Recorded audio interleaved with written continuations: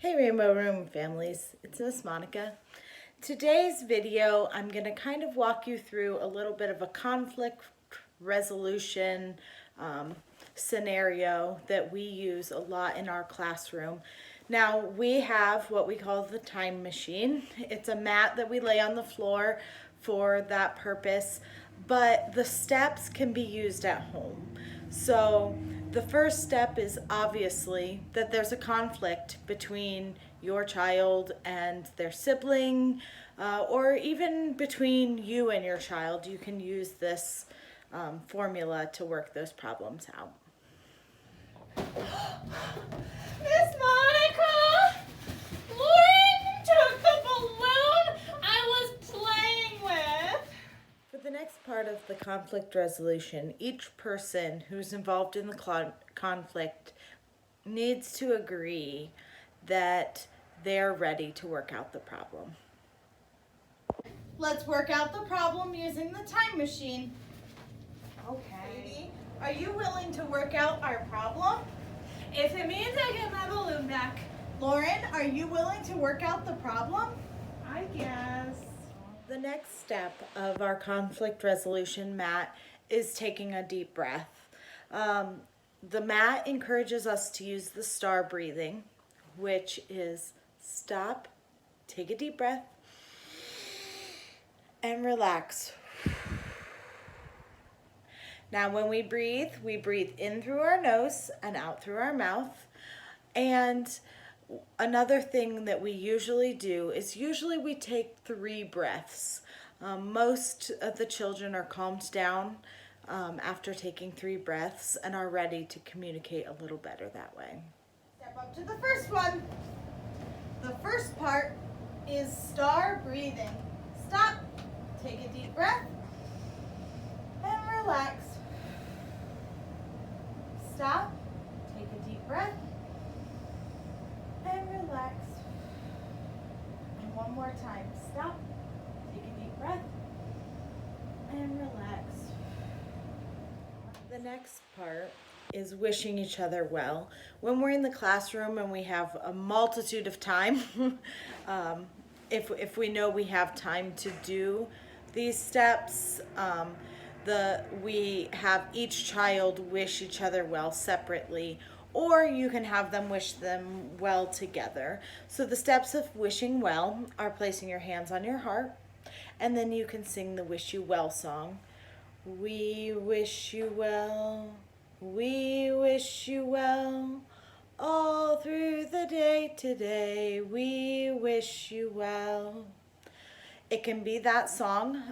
Most of the children know that song. We sing it daily in our classroom. Or you can just simply say the words, I wish you well. The next one. The next part is wishing each other well. Let's put our hands on our heart and sing our Wish You Well song. We wish you well, we wish you well, all through the day today, we wish you well. the next step is kind of the step that the most kids look forward to. It's getting them actively involved in the process.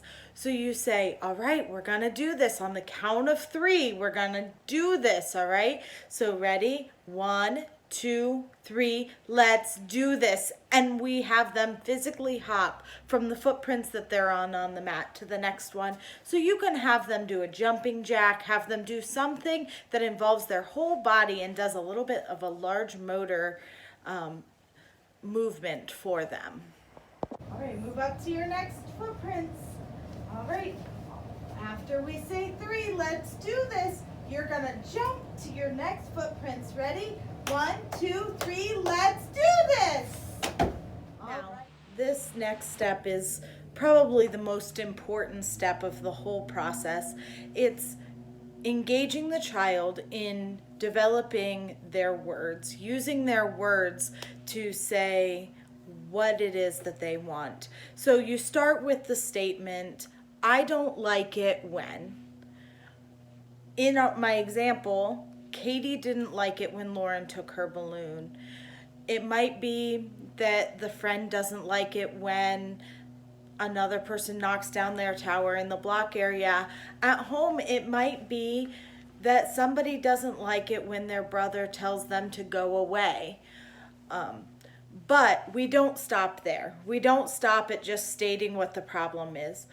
We teach them to tell their friends what they need from them. So, in the scenario, Katie will say, I don't like it when you take my balloon.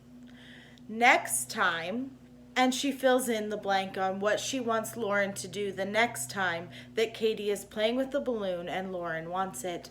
So if your child has their tower knocked down, they could say, I don't like it when you knock down my tower. Next time, help me build it up.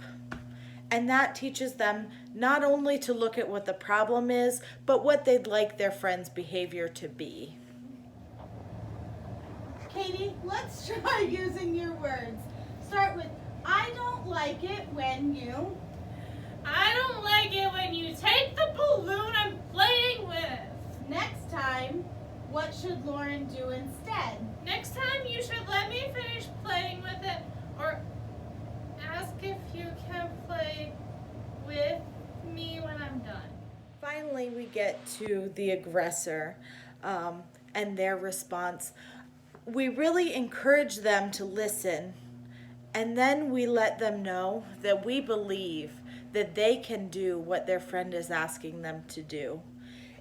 Whether it's using their words instead of hitting, whether it's asking before knocking down a tower, really encourage the child in their situation to know that they can do it. And have them verbally say, I can do that. Lauren, does that sound like something you can do? I guess. Okay, you say, okay, I can do that. Okay, I can do that. The final piece, and what I think is the most important piece, is to have the children who are the aggressor and the victim to do some kind of physical touch with each other, whether it's a high five, a hug. Usually I start out with a high five, and if they react really well to that, I might even encourage the bear hug, which is what I do in the video. But it's completely up to you. I mean, it could be a fist bump, it could be some kind of butterfly hug, whatever you feel comfortable with in your family. Give each other a high five and a bear hug, and you may go play. That's how we work out our problems using our conflict resolution mat, or as we call it, our time machine. The kids really enjoy doing that as a process to work out their problems at school, and we hope that that's something helpful that maybe you can do, that you can use those steps at home for some of those things too. All right, friends, I'll see you next week. Bye.